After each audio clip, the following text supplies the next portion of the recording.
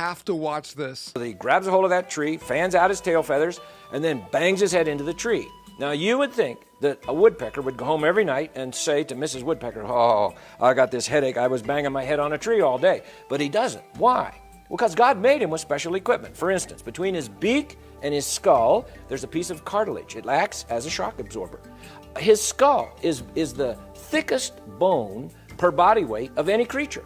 As a matter of fact, brain surgeons study the brains of woodpeckers, how they're hooked in there and everything, to help them with like trauma people in accidents, that they need to put their brains back in there.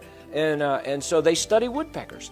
The woodpecker, with his strong skull and his shock absorber and his strong beak and his tail feathers and his feet, he's all ready to go, except for one thing.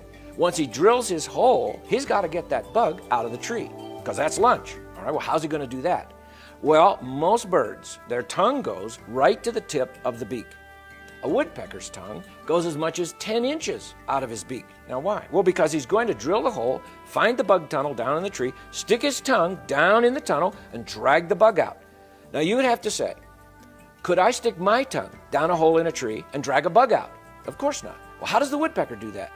Well, God made the woodpecker with little barbs on the tip of his tongue, and he will literally stab that bug larva down in there because it doesn't want to come out. But in case that's not enough, he has a little glue factory in his tongue that manufactures precisely the right glue to stick to the bug, but it doesn't stick to his beak.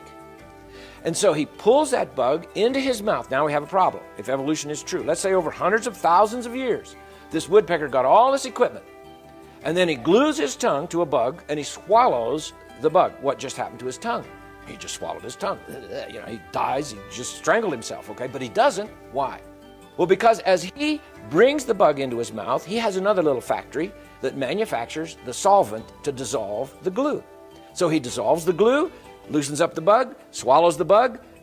God made him that way.